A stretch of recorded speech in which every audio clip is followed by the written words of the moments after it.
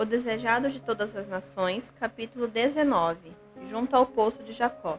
Este capítulo é baseado em João, capítulo 4, dos versos 1 ao 42. De caminho para a Galiléia, passou Jesus por Samaria. Era meio-dia quando chegou ao belo vale de Siquém. À entrada desse vale achava-se o Poço de Jacó. Fatigado da jornada, sentou-se ali para descansar, enquanto os discípulos iam à cidade comprar alimento. Judeus e samaritanos eram obstinados inimigos, evitando tanto quanto possível todo trato uns com os outros. Negociar com o samaritano em caso de necessidade era, na verdade, reputado lícito pelos rabis. Qualquer contato social com eles, porém, era condenado. Um judeu não tomava emprestado nem recebia obséquios de um samaritano, nem mesmo um pedaço de pão ou um copo de água. Comprando comida, os discípulos estavam agindo em harmonia com o costume da nação. Além disso, não iam, entretanto, pedir um favor de um samaritano, ou buscar por qualquer maneira beneficiá-lo. Não entrava nas cogitações nem mesmo dos discípulos de Cristo. Ao sentar-se à beira do poço, Jesus desfalecia de fome e de sede. Longa fora a jornada desde a manhã, e agora dardejavam sobre ele os raios do sol de meio-dia. A sede era-lhe acrescida ao pensamento da fresca e refrigerante água ali tão perto, e todavia inacessível para ele, pois não tinha corda nem cântaro, e fundo era o poço. Cabia-lhe a sorte da humanidade e esperou que viesse alguém para tirá-la. Aproximou-se uma mulher de Samaria e, como inconsciente da presença dele, encheu de água o cântaro. Ao voltar-se para ir embora, Jesus lhe pediu de beber. Um favor como esse nenhum oriental recusaria. No Oriente, a água era chamada o dom de Deus. Dar de beber a um sedento viajante era considerado tão sagrado dever que os árabes do deserto se desviariam do caminho a fim de o cumprir. O ódio existente entre judeus e samaritanos impedia a mulher de oferecer um obséquio a Jesus. O Salvador, porém, buscava a chave para esse coração, e com o tato nascido do divino amor, pediu, não ofereceu um favor. O oferecimento de uma gentileza poderia haver sido rejeitado. A confiança, no entanto, desperta confiança. O Rei do Céu chegou a essa desprezada pessoa, pedindo um serviço de suas mãos. Aquele que fizer o oceano, que rege as águas do grande abismo e abre as fontes e rios da terra, repousou de sua fadiga junto ao poço de Jacó, e esteve na dependência da bondade de uma estranha até quando a dádiva de um pouco de água. A mulher viu que Jesus era judeu. Em sua surpresa, esqueceu-se de satisfazer-lhe o pedido, mas procurou indagar a razão do mesmo. Como é, disse ela, que sendo tu judeu, me pedes de beber a mim, que sou mulher samaritana? Jesus respondeu, se tu conheceras o dom de Deus e quem é o que te diz, dá-me de beber. Tu lhe pedirias, e ele te daria água viva. João, capítulo 4, versos 9 e 10. Tu te admiras de que te pedisse mesmo um tão pequenino favor, como um pouco de água do poço aos nossos pés. Houvesse tu me pedido a mim, e eu te haveria dado de beber da água da vida eterna. A mulher não compreendera as palavras de Cristo, mas sentiu-lhes a solene importância. Sua atitude leve e gracejadora começou a mudar.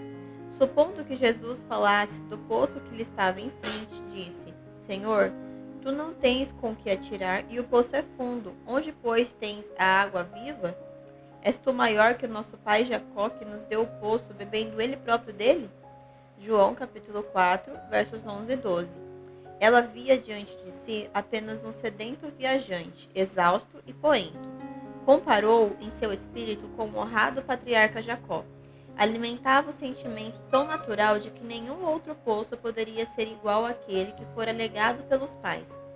Olhava atrás aos pais e ao futuro a vinda do Messias, ao passo que a esperança desses antepassados, o próprio Messias, estava ao seu lado e ela o não conhecia.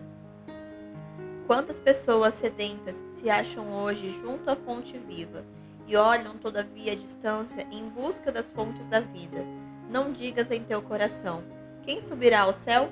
Isto é, a trazer do alto a Cristo, ou quem descerá ao abismo? Isto é, tornar a trazer dentre os mortos a Cristo. A palavra está junto de ti, na tua boca e no teu coração. Se com a tua boca confessares ao Senhor Jesus e em teu coração creres que Deus o ressuscitou dos mortos, será salvo. Romanos 10, dos versos 6 ao 9. Jesus não respondeu imediatamente a pergunta a seu respeito, mas com solene seriedade disse: qualquer que beber desta água tornará a ter sede, mas aquele que beber da água que eu lhe der nunca terá sede, porque a água que eu lhe der se fará nele uma fonte de água que salte para a vida eterna. João, capítulo 4, versos 13 e 14. Aquele que busca matar a sede nas fontes deste mundo beberá apenas para tornar a ter sede. Por toda parte estão os homens descontentes. Anseiam qualquer coisa que lhes supra a necessidade espiritual. Unicamente um lhes pode satisfazer essa necessidade. O que o mundo necessita é Cristo, o desejado de todas as nações. A divina graça que só Ele pode comunicar é uma água viva, purificadora, refrigerante e revigoradora.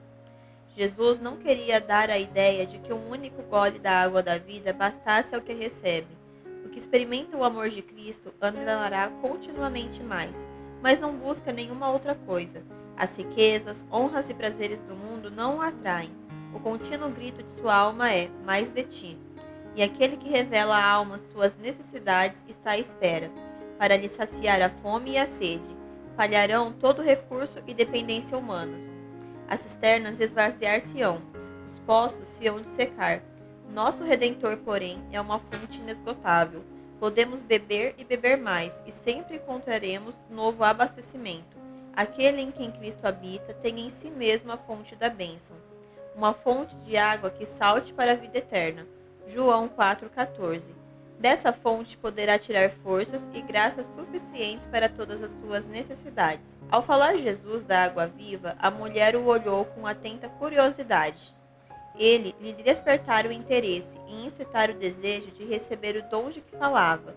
Percebia não ser a água do poço de Jacó que se referia, pois dessa usava ela continuamente bebendo e tendo novamente sede.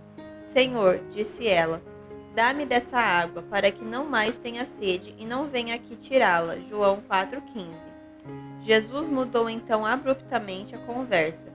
Antes que essa pessoa pudesse receber o dom que ele ansiava conceder-lhe, seria preciso que fosse levada a reconhecer seu pecado e seu Salvador.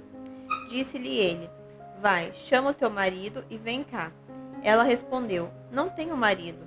Assim esperava evitar qualquer interrogação nesse sentido. Mas o Salvador continuou: disseste bem, não tenho marido, porque tiveste 5 maridos, e o que agora tens não é teu marido. Isso disseste com verdade. João capítulo 4, versos 16 e 18. A ouvinte tremeu. Misteriosa mão estava voltando as páginas de sua vida, apresentando aquilo que esperava manter sempre oculto. Quem era esse que podia ler-lhe os segredos da vida? Acudiram-lhe pensamentos da eternidade, do juízo futuro, quando tudo que é agora oculto será revelado. A esse clarão despertou consciência. Não podia negar nada, mas buscou escapar a qualquer menção de um assunto tão indesejado. Com profunda reverência disse: Senhor, vejo que és profeta. João 4,19. Então, esperando abafar a convicção, voltou-se para pontos de controvérsia religiosa.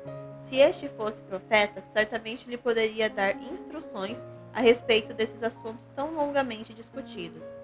Pacientemente, Jesus permitiu que ela dirigisse a conversa à sua vontade. Espreitava, entretanto, o ensejo de fazer penetrar-lhe a verdade no coração. Nossos pais adoraram neste monte, disse ela, e vós dizeis que é em Jerusalém o lugar onde se deve adorar. João 4,20. Achava-se mesmo à vista o monte Gerizim. Seu templo estava demolido, e só o altar restava. O lugar de culto havia sido motivo de rivalidade entre judeus e samaritanos. Alguns dos ancestrais dos últimos pertenceram outrora a Israel. Devido a seus pecados, porém, o Senhor permitira que fossem subjugados por uma nação idólatra. Durante muitas gerações, haviam estado misturados com adoradores de ídolos, cuja religião lhes contaminara gradualmente a sua. Verdade é que afirmavam que seus ídolos se destinavam apenas a lembrar-lhes o Deus vivo, o soberano do universo. Não obstante, o povo era levado a reverenciar as imagens de escultura. Quando o templo de Jerusalém fora reconstruído, nos dias de Esdras, os samaritanos desejaram unir-se aos judeus nessa ereção. Este privilégio lhes foi negado e amarga animosidade suscitou-se entre os dois povos. Os samaritanos construíram um templo rival no Monte Gerizim. Ali adoravam o segundo ritual mosaico, conquanto não renunciassem inteiramente à idolatria.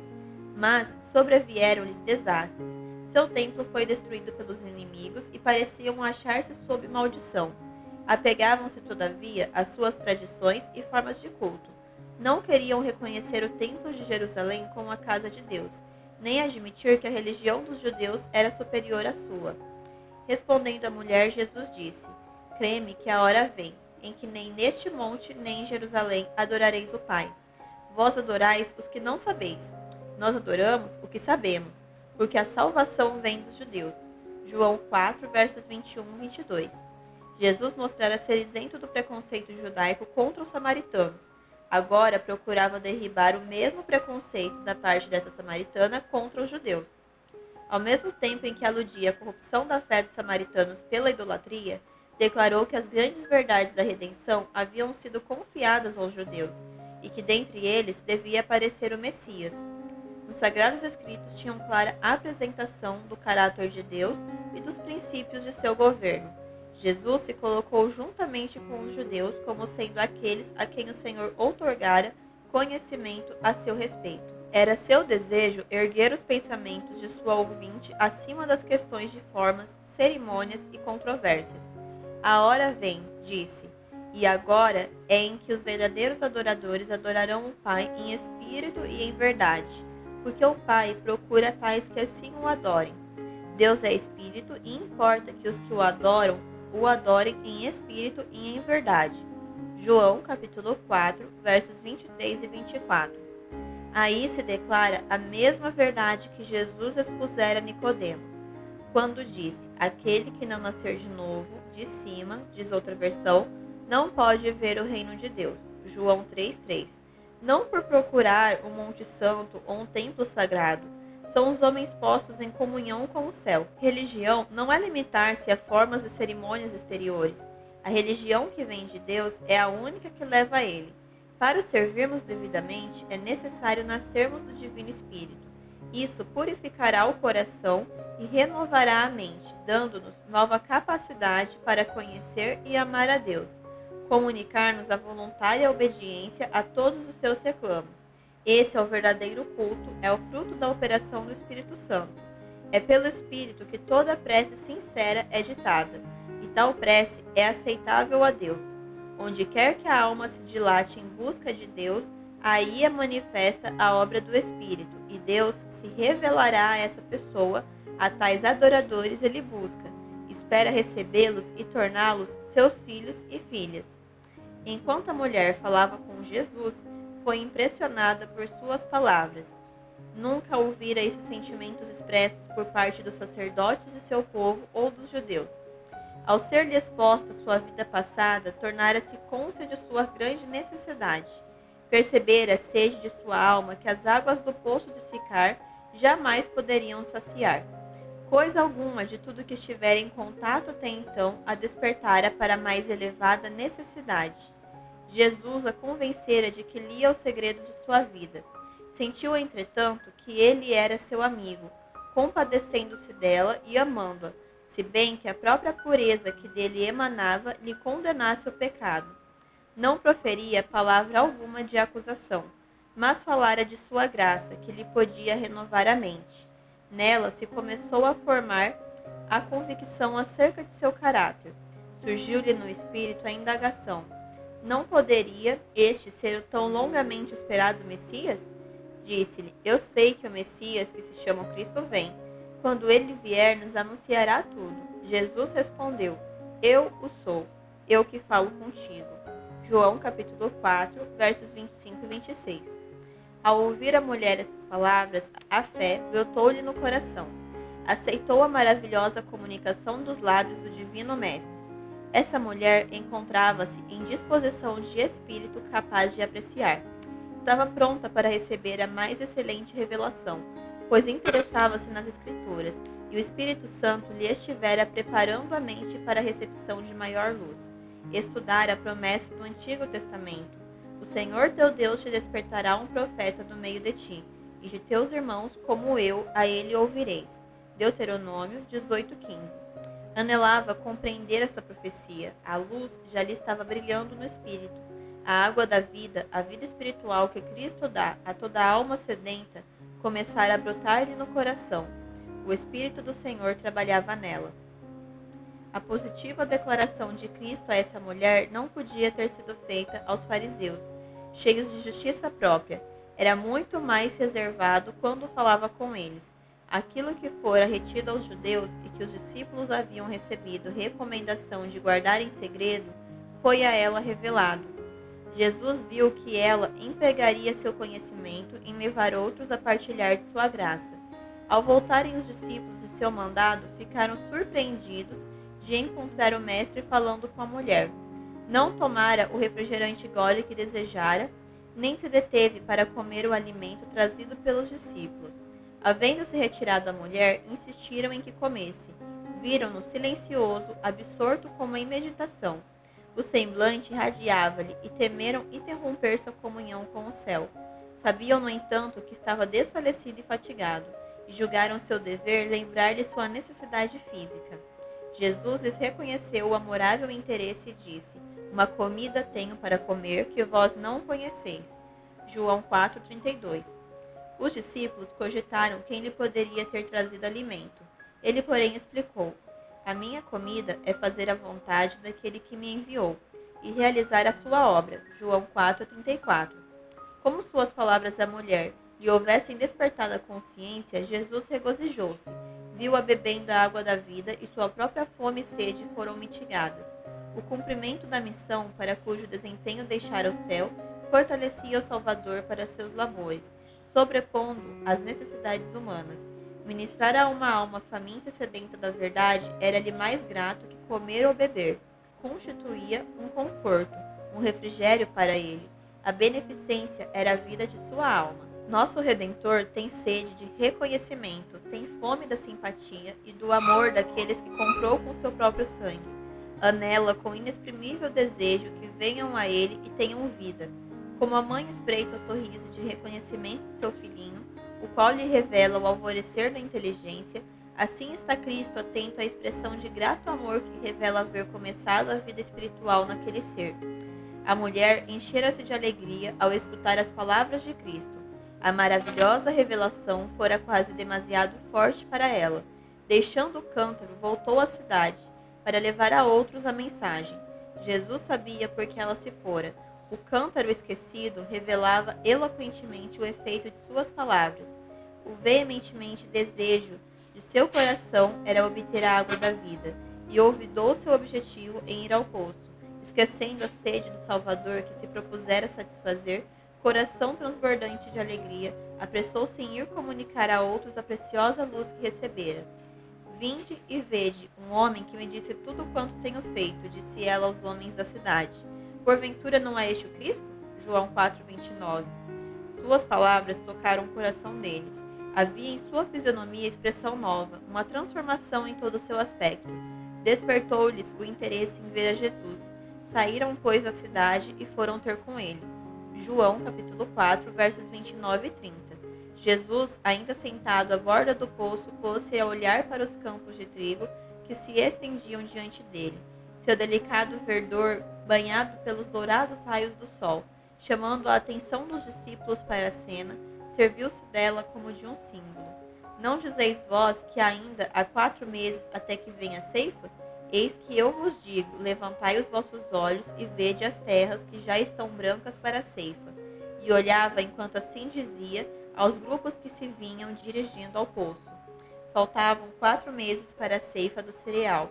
Havia, entretanto, uma colheita pronta para o ceifeiro. O que ceifa, disse, recebe galardão, e ajunta fruto para a vida eterna, para que assim o que semeia como o que ceifa, ambos se regozijem. Porque nisto é verdadeiro o ditado, que um é o que semeia e outro o que ceifa. João 4, versos 35 e 37. Aí indica Jesus o sagrado serviço que devem a Deus os que recebem o Evangelho. Cumpre-lhes ser instrumentos vivos em suas mãos. Ele lhes exige o serviço individual e quer que semeemos ou ceifemos, trabalhemos para Deus. Um espalha a semente, outro ajunta na ceifa, e tanto o semeador como o ceifeiro recebem galardão. Regozijam-se ambos na recompensa do seu labor. Jesus disse aos discípulos: Eu vos enviei a ceifar onde vós não trabalhastes. Outros trabalharam e vós entrastes no seu trabalho. João 4,38. O Salvador antecipa aqui a grande colheita do dia de Pentecostes. Os discípulos não deviam considerá-la como resultado dos próprios esforços. Entravam no trabalho de outros homens. Desde a queda de Adão, Cristo estivera sempre a confiar as sementes da palavra a seus escolhidos servos, para ser semeada nos corações humanos. E uma invisível influência, sim, uma força onipotente, operava silenciosa, mas eficazmente para produzir a colheita. O orvalho, a chuva e o sol da graça de Deus haviam sido dados para refrescar e nutrir a semente da verdade. Cristo estava prestes a regar a semente com seu próprio sangue. Seus discípulos tinham o privilégio de ser co-obreiros dele e dos santos homens da antiguidade. Pelo derramamento do Espírito Santo no Pentecostes, milhares se haviam de se converter em um dia. Isso era o resultado da semente lançada por Cristo, a colheita de seu labor. Nas palavras dirigidas à mulher à borda do poço, fora lançada boa semente, e quão rapidamente se obteve a colheita. Os samaritanos vieram a ouvir Jesus, e nele creram. Aglomerando-se ali em torno dele, assediaram-no com perguntas, recebendo ansiosamente suas explicações de muitas coisas que para eles haviam sido obscuras. Escutando suas perplexidades, se começaram a desvanecer. Eram como um povo em meio de grande treva, seguindo um súbito raio de luz, até chegarem à claridade do dia. Mas não se satisfizeram com essa breve entrevista. Ansiavam ouvir mais e dar a seus amigos também oportunidade de ouvir esse maravilhoso mestre. Convidaram-no a ir à sua cidade, pedindo-lhe que ficasse com eles. Durante 2 dias, deteve-se em Samaria, e muitos mais creram nele. Os fariseus desprezavam a simplicidade de Jesus. Passavam-lhe por alto os milagres e pediam-lhe um sinal de que era o Filho de Deus. Os samaritanos, porém, não pediram sinal, e Jesus não operou nenhum milagre entre eles, a não ser a revelação dos segredos da vida da mulher junto ao poço. Entretanto, muitos o receberam. Em sua nova alegria disseram à mulher: Já não é pelo teu dito que nós cremos, porque nós mesmos o temos ouvido, e sabemos que este é verdadeiramente o Cristo, o Salvador do mundo. João 4,42. Os samaritanos criam que o Messias havia de vir como Redentor, não só dos judeus, mas do mundo. O Espírito Santo dele predissera por meio de Moisés como um profeta enviado por Deus. Por intermédio de Jacó fora declarado que a ele se congregariam os povos, e de Abraão, que nele seriam benditas todas as nações da terra. Nessas escrituras baseavam os samaritanos sua fé no Messias. O fato de haverem os judeus interpretado mal os últimos profetas, atribuindo ao primeiro advento a glória da segunda vinda de Cristo, levaram os samaritanos a desprezar todos os sagrados escritos, com exceção dos que foram dados por meio de Moisés. Ao demolir, porém, o Salvador essas falsas interpretações, muitos aceitaram as últimas profecias e as palavras do próprio Cristo com relação ao reino de Deus.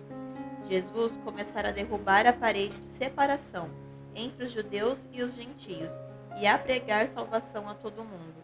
Conquanto o judeu misturava-se sem restrições com os samaritanos, anulando os costumes farisaicos de sua nação. Apesar de seus preconceitos, aceitou a hospitalidade desse povo desprezado. Dormiu sob seu teto, comeu com eles à mesa, partilhando do alimento preparado e servido por suas mãos. Ensinou em suas ruas e tratou-os com a máxima bondade e cortesia. No templo de Jerusalém havia apenas uma baixa parede divisória entre o pátio exterior e as outras dependências do sagrado edifício. Viam-se nessa parede inscrições em diferentes línguas, declarando que ninguém, a não ser os judeus, podia ultrapassar esses limites. Houvesse um gentio ousado penetrar no interior, teria profanado o templo e o pagaria com a vida. Mas Jesus, o originador do templo e de seu serviço, atraía a si os gentios pelo laço da simpatia humana, ao passo que sua divina graça lhes trazia salvação que os judeus rejeitavam. A permanência de Jesus em Samaria destinava-se a ser uma bênção para os discípulos, ainda sob a influência do fanatismo judaico. Julgavam que, para serem leais à sua nação, era preciso que nutrissem inimizade contra os samaritanos. Admiravam-se da conduta de Jesus. Não se podiam recusar a seguir-lhe o exemplo, e durante os 2 dias passados em Samaria, a fidelidade para com ele lhes manteve em sujeição os preconceitos.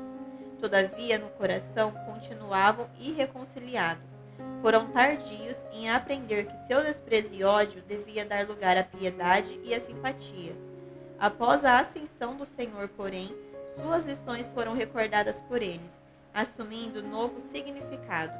Depois do derramamento do Espírito Santo, relembraram o olhar do Salvador, suas palavras, o respeito e a ternura de seu trato para com esses desprezados estrangeiros. Quando Pedro foi pregar em Samaria, pôs em seu trabalho o mesmo espírito. Quando João foi chamado a Éfeso e a Esmirna, lembrou-se do incidente de Siquém e encheu-se de gratidão para com o divino mestre, que, prevendo as dificuldades que haviam de enfrentar, lhes proporcionara auxílio com seu próprio exemplo. Salvador continua ainda a fazer a mesma obra que realizou quando ofereceu água da vida à mulher de Samaria. Os que se chamam seus seguidores podem desprezar e evitar os excluídos da sociedade.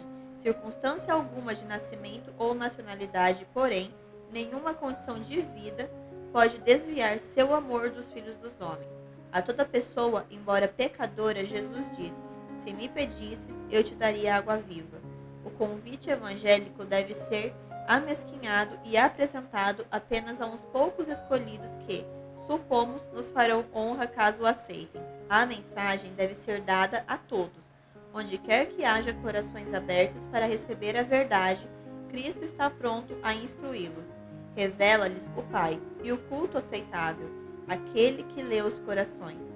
Para esses não emprega nenhuma parábola, como a mulher junto ao poço, ele lhe diz: eu sou, eu que falo contigo. João 4:26. Quando Jesus se sentou para descansar à beira do poço de Jacó, havia chegado da Judéia, onde seu ministério pouco fruto produzira. Fora rejeitado pelos sacerdotes e rabis, e os próprios que professavam ser seus discípulos deixaram de perceber-lhe o divino caráter. Achava-se desfalecido e fatigado. Não negligenciou, no entanto, a oportunidade de falar a uma única mulher, conquanto fosse uma estranha, inimiga de Israel e vivendo abertamente em pecado. O Salvador não esperava que se reunissem congregações. Começava muitas vezes suas lições tendo apenas poucas pessoas em volta de si. Mas, um a um, os transeuntes paravam para escutar, até que uma multidão maravilhada e respeitosa ficava a ouvir as palavras de Deus através do Mestre enviado do céu.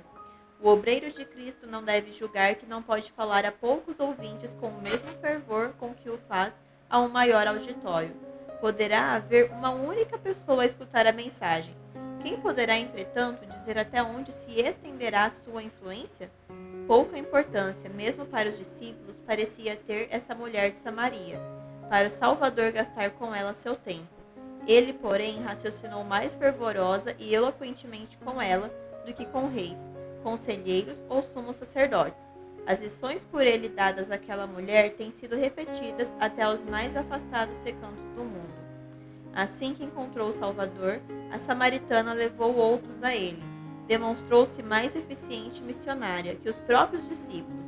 Estes nada viram em Samaria, indicativo de um campo promissor. Tinham os olhos fixos numa grande obra a ser feita futuramente. Não viram que exatamente em torno deles havia uma colheita a fazer. Por meio da mulher que haviam desprezado, porém, toda uma cidade foi levada a ouvir o Salvador. Ela transmitiu imediatamente a luz a seus concidadãos. Essa mulher representa a operação de uma fé prática em Cristo. Todo verdadeiro discípulo nasce no reino de Deus como missionário. Aquele que bebe da água viva faz-se fonte de vida. O depositário torna-se doador. A graça de Cristo no coração é uma vertente no deserto, fluindo para o refrigério de todos e tornando os que estão quase a perecer ansiosos de beber da água da vida.